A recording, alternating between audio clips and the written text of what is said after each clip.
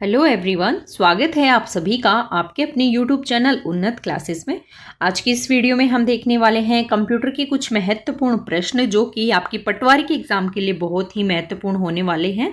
उसी के साथ में वीडियो के बाद में अगर देखें एसआई की एग्ज़ाम हो गई, राजस्थान पुलिस हो गया, बहुत सारी एग्ज़ामों के लिए ये वीडियो इंपॉर्टेंट होने वाला है, स्पेशली पटवारी और वीडियो के लिए है। तो प्लीज़ वीडियो को एंड तक देखना है। वीडियो पसंद आए तो इसे लाइक और शेयर करना है। चैनल को अभी तक सब्सक्राइब नहीं किया तो सब्सक्राइब कर लेना है, बेल आइकन को भी प्रेस कर लेना है जिससे कि सबसे पहले नोटिफिकेशन आपको मिल सके। तो स्टार्ट करते हैं। देखिए MOEMS का पूर्ण रूप क्या है, तो ये क्वेश्चन पटवारी में RS प्री में पूछा गया है। मैं जितने भी प्रश्न आपको आज की इस वीडियो में करवाने वाली हूँ वो सारे प्रश्न पिछले किसी ना किसी एग्जाम में पूछे गए हैं, तो बहुत ही इंपॉर्टेंट हैं। प्लीज़ ध्यान से देखिएगा क्योंकि आप कंप्यूटर के क्वेश्चन मोस्टली ज़्यादातर एग्जाम्स में आते ही हैं और पटवारी में बहुत सारे क्वेश्चन आते हैं कंप्यूटर के, तो ध्यान से देखना है। MOEMS का पूर्ण रूप पूछा है micro optic electronic media source या फिर micro opto electro mechanical system. बिल्कुल MOEMS का पूर्ण रूप यही होता है, option number B, micro opto electro mechanical system. ठीक है, अगला प्रश्न देखते हैं। निम्न में से डेटा की सबसे छोटी संभव इकाई क्या है? तो ये क्वेश्चन तो बहुत ही इंपॉर्टेंट है, बहुत सारे एग्जामों में पूछा गया है, एसआई में, पटवार में, वीडियो में, काफ़ी सारे एग्जामों में पूछा गया है। डेटा की सबसे छोटी संभव इकाई क्या होती है? तो डेटा की सबसे छोटी इकाई क्या होती है? बिट होती है, सभी को पता है। एक बाइट बराबर 8 बिट होती हैं। देखिए सबसे छोटी, और एक बाइट में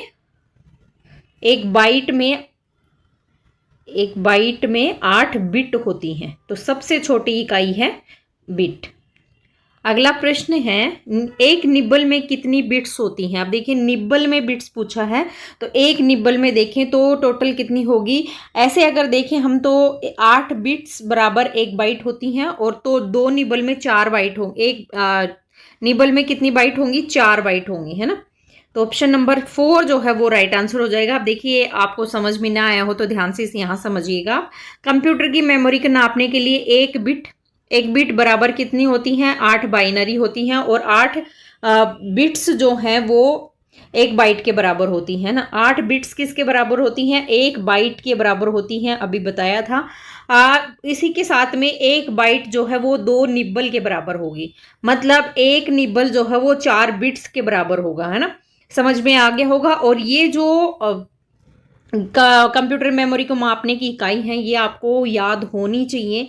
जैसे कि 1024 बाइट्स में 1 किलोबाइट होता है, 1024 किलोबाइट में मेगाबाइट होता है, मेगाबाइट में गीगाबाइट होता है, और गीगाबाइट में 1 टेराबाइट, टेराबाइट में 1 पीटाबाइट। तो ये जो है आपको ध्यान होनी चाहिए। और 1 पीटाबाइट में एक्साबाइट होती है ना। तो ये सारी आप स्क्रीनशॉट ले लीजिएगा, ये आपको याद रखनी है। अगला प्रश्न है हमारा, निम्न में से कौन सा इनपुट डिवाइस यूजर प्रोग्रामेबल है? कौन सा डिवाइस है जो कि यूजर के लिए प्रोग्रामेबल है? तो VDT, इंटेलिजेंस टर्मिनल, या फिर डम्प टर्मिनल या स्मार्ट टर्मिनल। तो देखिए इंटेलिजेंट टर्मिनल जो है वो इनपुट डिवाइस यूजर प्रोग्रामेबल होता है। ऑप्शन नंबर 2 जो है ये राइट आंसर है, और ये पटवारी 2021 में पूछा गया क्वेश्चन है। अगला है, एक मेल मर्ज प्रचालन को निष्पादित करने के लिए निम्न में से कौन सा घटक आवश्यक नहीं है? तो एक मेल मर्ज को निष्पादन करने के लिए जो घटक आवश्यक नहीं है, वर्ड फील्ड्स जो हैं वो आवश्यक नहीं है, बाकी ये सारी चीज़ें आवश्यक होती हैं। मुख्य डॉक्यूमेंट आवश्यक होता है, डेटा सोर्स भी और मर्ज फील्ड्स भी, तो सारी चीज़ें जरूरी होती है, वर्ड फील्ड्स जरूरी नहीं होता है। अगला क्वेश्चन है, RAM कहाँ पर स्थित होती है? रैम, रोम सभी को पता होगा। तो RAM यानी रैम कहाँ पर स्थित होती है? कहाँ पर होती है? मदरबोर्ड में जो है रैम स्थित होती है, मदरबोर्ड में। ऑप्शन नंबर 3 जो है वो इसका राइट आंसर हो जाएगा। नेक्स्ट क्वेश्चन है, निम्न में से कौन सा एक इनपुट डिवाइस नहीं है? कीबोर्ड, टच पैड, उसी के साथ में माउस पैड या ऑप्टिकल स्कैनर। तो देखिए माउस पैड जो है वो क्या नहीं है? एक इनपुट डिवाइस नहीं है माउस पैड। अगला प्रश्न है,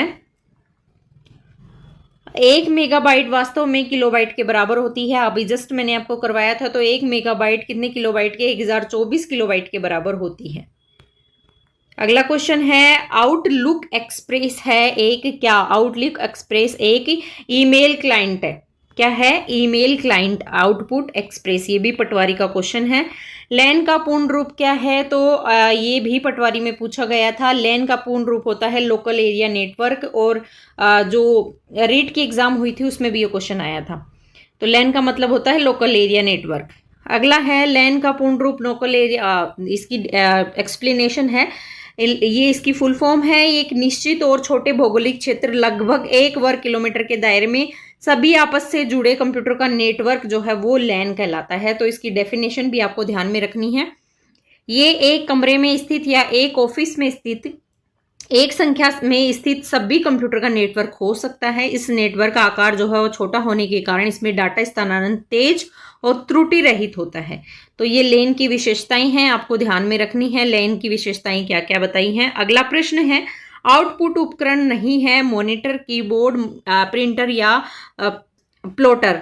तो देखिए आउटपुट उपकरण, कीबोर्ड जो है वो आउटपुट नहीं इनपुट उपकरण होता है, बाकी सब आउटपुट उपकरण है। तो ऑप्शन नंबर 2 जो है वो राइट आंसर हो जाएगा। सेंट्रल प्रोसेसिंग यूनिट का भाग है, तो सेंट्रल प्रोसेसिंग यूनिट का भाग मेमोरी, एएलयू, नियंत्रण यूनिट या सभी, तो ये सभी जो है वो सेंट्रल प्रोसेसिंग यूनिट के भाग होते हैं। अगला है इनपुट उपकरण कौन सा है, आउटपुट का भी पूछा था, आउटपुट क्या कीबोर्ड नहीं है, इनपुट उपकरण है, इनपुट उपकरण है पूछा है तो कीबोर्ड हो गया, उसी के साथ में माउस हो गया। इनपुट उपकरण, हाँ तो कीबोर्ड इनपुट है सबसे पहला, अभी हमने देखा था, क्योंकि आउटपुट नहीं है तो उसका आंसर कीबोर्ड ही था। तो कीबोर्ड इनपुट उपकरण हो गया, माउस इनपुट उपकरण हो गया, स्कैनर भी। तो ये सभी जो है ये इनपुट है। देखिए इनपुट और आउटपुट दोनों आपको पता होनी चाहिए, इनसे क्वेश्चन आता है। निम्न में से कंप्यूटर का भाग नहीं है, इनपुट इकाई, सीपीयू, आउटपुट या सभी। तो कौन सा जो है वो कंप्यूटर का भाग नहीं है, तो ये सभी जो हैं कंप्यूटर का भाग हैं पूछा है, सॉरी नहीं, तो ये सारे जो हैं वो कंप्यूटर के तो भाग हैं। इनपुट जो इकाई होती है, सीपीयू भी, आउटपुट भी, सभी कंप्यूटर के ही तो भाग है। अगला क्वेश्चन है न्यूमेरिक कुंजियों कितने अंकों तक की होती है। तो देखिए न्यूमेरिक कुंजी जो होती है वो कितने अंकों तक होती है, कीबोर्ड पे हमने देखा है 0 से 9 तक न्यूमेरिक कुंजी होती है। ऑप्शन नंबर 2 जो है वो राइट आंसर हो जाएगा। नेक्स्ट क्वेश्चन हमारा निम्न में से मॉनिटर का भाग है, सीआरटी, एलडीसी, एलईडी या सभी।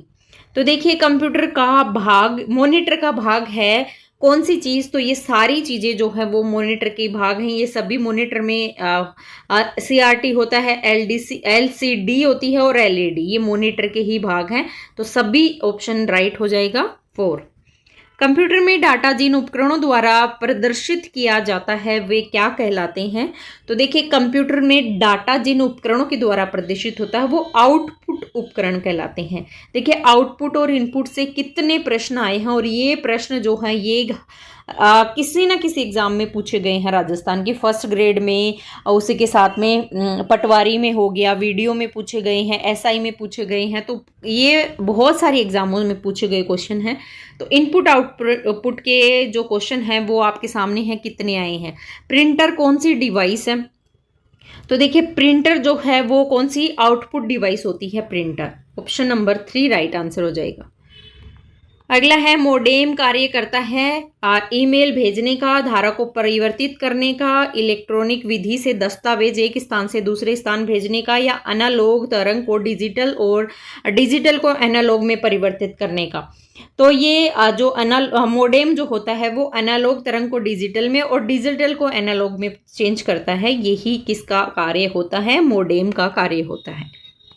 मोडेम मतलब मॉड्यूलेटर, डेमोड्यूलेटर। मोडेम ये है डिवाइस जो एनालॉग तरंग को डिजिटल में और डिजिटल को एनालॉग में चेंज करता है। इससे टेलीफोन लाइन के माध्यम से कंप्यूटर को जोड़ने का कार्य किया जाता है। किसके माध्यम से, मोडेम के माध्यम से।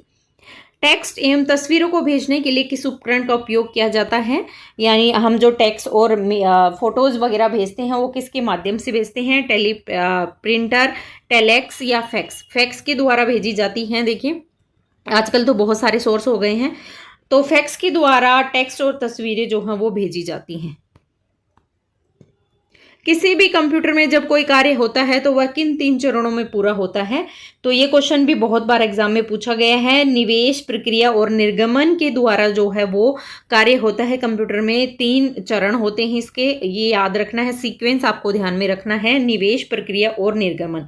अब देखिए कंप्यूटर में सर्वप्रथम आकांक्षा अनुरूप डाटा को निवेश यानी इनपुट किया जाता है, उसके बाद में प्रक्रिया यानी प्रोसेसिंग करता है और उसके बाद में आउटपुट देता है। तो इनपुट, प्रोसेसिंग और आउटपुट 3 जो इसमें होते हैं, इनपुट, प्रोसेसिंग और आउटपुट। ठीक है, ये 3 चरण हैं, ये ध्यान रखने हैं। जिस इंटरनेट सुविधा से आप दूरस्थ कंप्यूटर में लॉग ऑन कर सकते हैं उसका नाम क्या है? तो लॉग ऑन किसके माध्यम से? टेलनेट के माध्यम से दूरस्थ कंप्यूटर में लॉग ऑन किया जा सकता है। अगला है डाटा का एक ऐसा संग्रह जो एक व्यवस्थित रूप से एक इकाई की तरह एक ही स्थान पर स्टोर किया जाता है, क्या कहलाता है?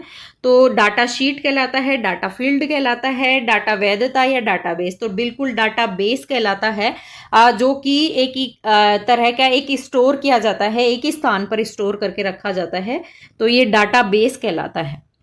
अगला क्वेश्चन है, देखिए डाटाबेस एक ऐसा संग्रह है जो व्यवस्थित रूप से एक इकाई की तरह एक ही स्थान पर स्टोर किया जाता है। डाटाबेस सूचनाओं का संग्रह और विचारों का आदान प्रदान, परिष्करण, संग्रहण करता है। इसे विषय सूची, आत्म परिचय और मूल विषय में वर्गीकृत किया जाता है, तो ये डाटाबेस। न्यूमेरिक कुंजी यानी की होती है, क्या होती है? मॉनिटर में होती है, सीपीयू में होती है या फिर हार्ड डिस्क में या कीबोर्ड में? तो देखिए कीबोर्ड में होती है न्यूमेरिक कुंजी, अभी देखी थी हमने 0 से लेकर 9 तक। अगला क्वेश्चन है, पासवर्ड से प्रयोक्ता क्या है? ढांचों को सरल कर सकते हैं, समय का दक्ष का प्रयोग कर सकते हैं, जल्दी से सिस्टम में जा सकते हैं, गोपनीयता बरकरार रख सकते हैं। तो देखिए पासवर्ड से सभी को पता है गोपनीयता रखी जाती है, पासवर्ड से सिक्योरिटी होती है। भारत में शैक्षिक दूरदर्शन प्रारंभ हुआ था अक्टूबर 1961 में, नवंबर 1962 में या फिर अगस्त 1984 में?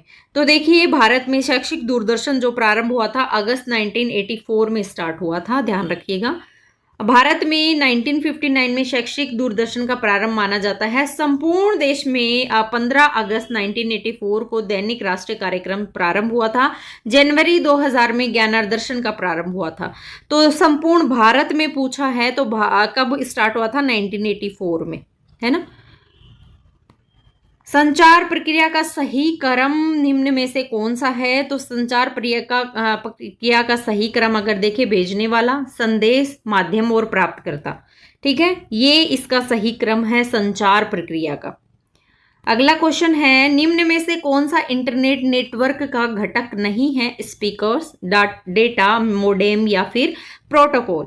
तो देखिए स्पीकर्स जो है वो इंटरनेट नेटवर्क का घटक नहीं माने जाते, स्पीकर से नेटवर्क का कोई लेना देना नहीं है। कंप्यूटर के जनक के नाम से कौन जाना जाता है? वेरी इंपॉर्टेंट क्वेश्चन है, फर्स्ट ग्रेड में पूछा गया है। तो कंप्यूटर के जनक सभी को पता है, चार्ल्स बेबेज जो है वो कंप्यूटर के जनक माने जाते हैं। इंटरनेट क्या है? तो इंटरनेट हार्डवेयर है, सॉफ्टवेयर है, प्रोग्राम है या प्रोटोकॉल नेटवर्किंग है? तो इंटरनेट क्या है? प्रोटोकॉल नेटवर्किंग है। ऑप्शन नंबर 4 इसका राइट आंसर होगा। इंटरनेट इंटरनेशनल नेटवर्क कंप्यूटर के नेटवर्कों का नेटवर्क जो दुनिया के विभिन्न कंप्यूटर को आपस में जोड़ता है। इंटरनेट के जन्मदाता ध्यान रखने हैं, विंटन जी सर्फ जो है वो इंटरनेट के जन्मदाता हैं, बहुत इंपॉर्टेंट है। अगला क्वेश्चन है, www से क्या तात्पर्य है? www जो हम कुछ भी साइट देखते हैं तो www आता है ना, तो www का अर्थ होता है world wide web. B option जो है राइट आंसर हो जाएगा। World wide web hyper text का प्रयोग कर इंटरनेट से जुड़े संसार के कंप्यूटर का विशाल नेटवर्क है। प्रथम वेबसाइट के निर्माण का श्रेय जो है वो टिम बर्नर्स-ली को जाता है, तो ये याद रखना है आपको। सबसे पहले इस साइट का निर्माण किसने किया था? Tim Berners Lee. इन्होंने वर्ल्ड वाइड वेब का संस्थापक कहा जाता है, किसे? टिम बर्नर्स-ली को। वर्ल्ड वाइड वेब संकल्पना किसने बनाई थी? तो अभी बताया है मैंने किसने बनाई थी वर्ल्ड वाइड संकल्पना, टिम बर्नर्स-ली ने, अभी जस्ट बताया ही है। अगला क्वेश्चन है ईमेल का जन्मदाता किसे कहते हैं। अब देखिए कितना इंपॉर्टेंट है, मैंने आपको किसका बता दिया, उसका कंप्यूटर का जनक बता दिया, इंटरनेट का जनक बता दिया। ठीक है, अभी आपके सामने प्रश्न है और वर्ल्ड वाइड वेब का संस्थापक बता दिया। अभी है ईमेल के जन्मदाता कौन है, तो देखिए ईमेल के जन्मदाता रे टॉमलिंसन माने जाते हैं। ऑप्शन नंबर 4 जो है इसका राइट आंसर होगा। एक बार दोबारा रिपीट करवा देती हूँ। कंप्यूटर के जनक चार्ल्स वेबेज माने जाते हैं। इंटरनेट के जनक कौन माने जाते हैं, विंटन जी सर्फ, ये किसके जनक माने जाते हैं, इंटरनेट के। वहीं www के संस्थापक कौन माने जाते हैं, तो www के संस्थापक माने जाते हैं टिम बर्नर्स ली, अभी जस्ट बताया था ली। ठीक है, और उसी के साथ में ईमेल के जन्मदाता बता दिए रे टॉमलिंसन। ईमेल का आविष्कार अमेरिका के वैज्ञानिक आर टॉमलिंसन के द्वारा 1971 में, ये भी ध्यान रखना है, किया गया था। भारत में ईमेल खाता प्रदान करने वाले प्रमुख वेबसाइट होती हैं, ये साइट दी गई है। अगला है निम्नलिखित में से एप्लीकेशन सॉफ्टवेयर है, तो एप्लीकेशन सॉफ्टवेयर कौन सा है, विंडोज है, वेब ब्राउजर है, यूनिक्स है या लाइनेक्स है। तो देखिए एप्लीकेशन सॉफ्टवेयर जो है वो वेब ब्राउजर होता है, ऑप्शन नंबर 2। निम्न में से यूटिलिटी सॉफ्टवेयर कौन सा है, तो देखिए यूटिलिटी सॉफ्टवेयर अगर देखें तो लिंकर जो है वो यूटिलिटी सॉफ्टवेयर है। अगला प्रश्न है कंप्यूटर में उपयोग किए जाने वाले उपकरण क्या कहलाते हैं, तो कंप्यूटर में उपयोग किए जाने वाले उपकरण हार्डवेयर। देखिए कंप्यूटर अगर आप 1-2 बार भी पढ़ लेंगे ना तो आप पूरे में से पूरे नंबर ला सकते हैं, और ये काफ़ी अच्छा स्कोरिंग मार्क्स इसमें आते हैं, पूरे में से पूरे नंबर आते हैं बच्चा अगर पढ़ता है तो इसको 1-2 बार आप ध्यान से पढ़ लेंगे तो पूरे नंबर आएंगे आपके। तो कौन सा कंप्यूटर उपकरण कहलाता है, उपयोग में किए जाते हैं हार्डवेयर। कंप्यूटर की विशिष्ट विशेषता क्या है, गति है, संभर है, परिशुद्धता है या सभी हैं, तो बिल्कुल ये सारी चीजें जो है वो कंप्यूटर की विशिष्ट विशेषताओं में आती हैं। कंप्यूटर के मुख्य कार्य क्या है, प्रदत्त संकलन है, प्रदत्त संचयन है, प्रदत्त प्रोसेसिंग है या फिर सभी हैं।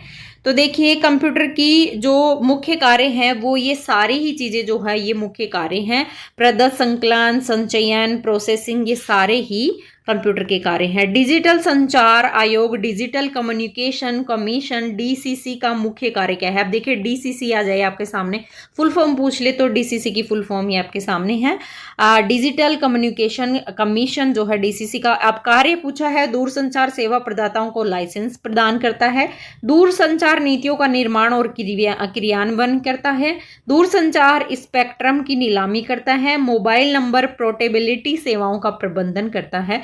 तो देखिए डिजिटल संचार आयोग जो है वो दूरसंचार नीतियों का निर्माण और क्रियान्वयन करता है, ऑप्शन नंबर 2 और इसका राइट आंसर हो जाएगा। भारत में 5G SA stand alone network roll out में एशिया देशों में भारत की क्या रैंक है, ओकला की रिपोर्ट के अनुसार, ये एक रिपोर्ट है उसके अनुसार भारत की इसमें क्या रैंक है 5G के अनुसार। तो भारत की इसमें रैंक कौन सी है, दूसरी इसमें भारत को स्थान प्राप्त है, दूसरी रैंक है, ऑप्शन नंबर 2। हाल ही में दूरसंचार विभाग DOT ने किए गए अधिनियम के तहत दूरसंचार साइबर सुरक्षा नियम 2024 को अधिसूचित किया है। तो भारतीय दूरसंचार अधिनियम 1985 के तहत, भारतीय वायरलेस टेलीग्राफी अधिनियम 1933, दूरसंचार अधिनियम 2023 या फिर भारतीय टेलीग्राफ अधिनियम 1985। तो देखिए जो अभी DOT ने दूरसंचार नियम 2024 में अधिसूचित किया वो दूरसंचार अधिनियम 2023 के अनुसार अधिसूचित किया है, ऑप्शन नंबर 3। भारतीय दूरसंचार विभाग DOT हाल ही में किस उद्देश्य सार्वजनिक wifi access network interface PM वाणी योजना को बढ़ावा दिया है। तो देखिए PM वाणी योजना को बढ़ावा किसके द्वारा, ग्रामीण क्षेत्रों में फाइबर ऑप्टिकल कनेक्टिविटी बढ़ाने के लिए, या फिर सार्वजनिक स्थानों पर वाईफाई हॉटस्पॉट के माध्यम से इंटरनेट पहुंचाने के लिए। तो बिल्कुल पीएम वाणी योजना ने बढ़ावा किसको दिया है कि सार्वजनिक जो स्थान है वहां पर वाईफाई हॉटस्पॉट होना चाहिए जिससे इंटरनेट पहुंच सके। तो बिल्कुल यही इसका राइट आंसर हो जाएगा। अगला है भारत नेट परियोजना का मुख्य लक्ष्य क्या है? तो भारत नेट परियोजना का मुख्य लक्ष्य सभी शहरी घरों में ब्रॉडबैंड पहुंचाना, ग्राम पंचायतों में ऑप्टिकल फाइबर केबल यानी ओएफसी को जोड़ना, टेलीकॉम टावरों को सौर ऊर्जा से संचालित करना, मोबाइल टावरों की संख्या बढ़ाना। तो देखिए भारत नेट परियोजना का मुख्य उद्देश्य क्या है? तो मुख्य लक्ष्य यही है कि ग्राम पंचायतों में ऑप्टिकल फाइबर केबल यानी ओएफसी से जोड़ना। ऑप्शन नंबर 2 इसका राइट आंसर हो जाएगा। अगला है भारतीय दूरसंचार नियामक प्राधिकरण TRAI का मुख्य कार्य क्या है? तो देखिए TRAI का मुख्य कार्य दूरसंचार कंपनियों को सब्सिडी प्रदान करना, दूरसंचार सेवाओं के लिए ट्रैफिक और अंतर संयोजन शुल्क निर्धारित करना, भारत में सभी इंटरनेट सर्वर को विनियमित करना, या फिर मोबाइल फोन का निर्माण करना। तो देखिए दूरसंचार नियामक प्राधिकरण TRAI का मुख्य कार्य है दूरसंचार सेवाओं के लिए ट्रैफिक और अंतर संयोजन शुल्क निर्धारित करना। ऑप्शन नंबर 2 इसका राइट आंसर होगा। अगला है दूरसंचार अधिनियम 2023 के तहत दूरसंचार नेटवर्क और सेवाओं को स्थापित करने के लिए किस प्रकार की प्राधिकरण की आवश्यकता होती है? तो देखिए ये केवल पंजीकरण की जरूरत होती है, पूर्व अनुमति, या फिर प्राधिकरण, या केवल वार्षिक नवीनीकरण। तो बिल्कुल प्राधिकरण यानी अथोराइजेशन चाहिए, प्राधिकरण होना चाहिए, ये आवश्यक होता है।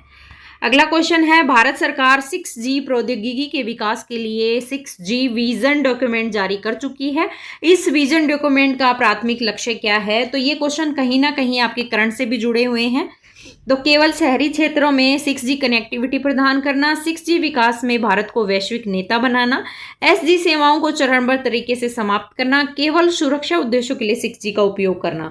तो देखिए जो 6G प्रौद्योगिकी विकास के लिए 6G विजन डॉक्यूमेंट जारी हुआ, इसका लक्ष्य यही है कि जो 6G है वो भारत के वैश्विक नेता बनाना, 6G को जो है भारत का वैश्विक नेता बनाना।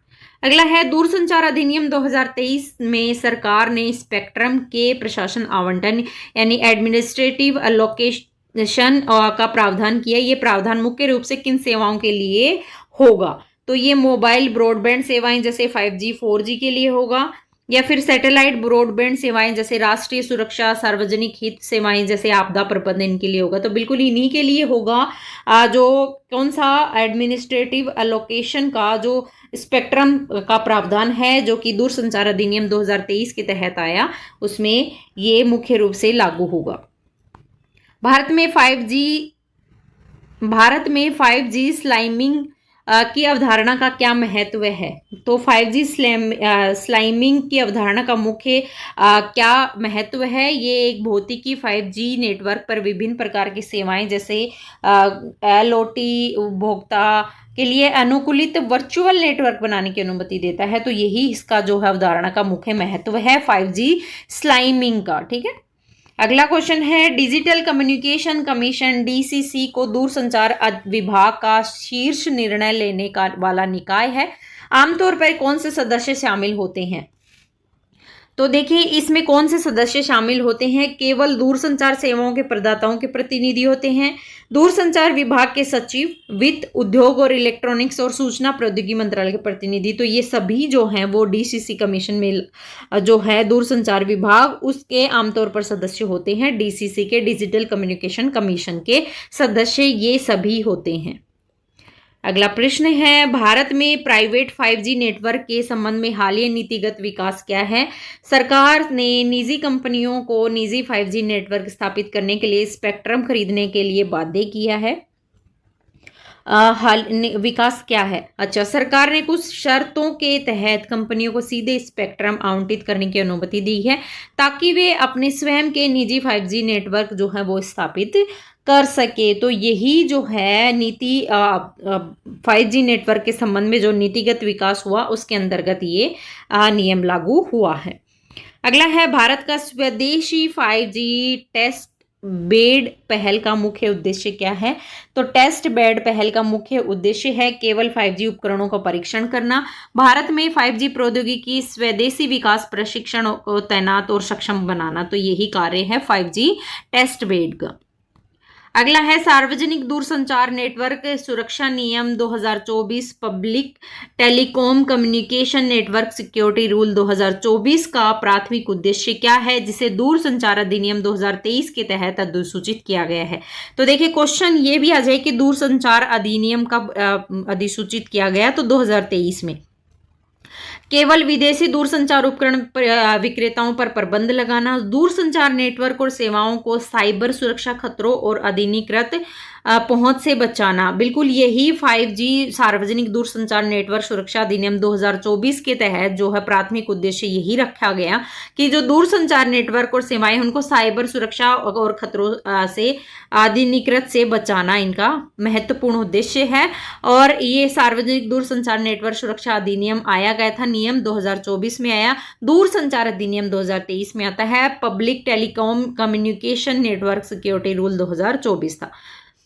तो ये थे हमारे आज के महत्वपूर्ण प्रश्न कंप्यूटर के, जो कि किसके लिए? आपके पटवारी के एग्जाम के लिए, पटवारी के लिए, वीडियो के लिए, एसआई के लिए, राजस्थान पुलिस के लिए, फर्स्ट ग्रेड के लिए, जिस भी एग्जाम में कंप्यूटर आता है सभी के लिए महत्वपूर्ण है। एक वीडियो में मैराथन आपके लिए, महा मैराथन मान लीजिए कि उसमें जितने भी कंप्यूटर के प्रश्न बनते हैं ना टॉपिक वाइज, वो सारे लेकर आऊँ, चाहे वो कितना भी लेंथी वीडियो हो जाए। तो चैनल पे आपको बने रहना है। वीडियो पसंद आए तो इसे लाइक और शेयर करना है, चैनल को सब्सक्राइब कर लेना है, बेल आइकन को भी प्रेस कर लेना है, जिससे कि सबसे पहले नोटिफिकेशन आपको मिल सके। और बाकी सेकंड ग्रेड की हमारी सीरीज चल रही है, राजस्थान की ज्योग्राफी हिस्ट्री चल रही है, उसी के साथ में अभी पटवारी पे पूरा फोकस किया जाएगा। तो आप चैनल पे बने रहिएगा। मिलते हैं फिर ऐसे ही महत्वपूर्ण प्रश्नों के साथ एक नई वीडियो में। जय हिंद, जय भारत।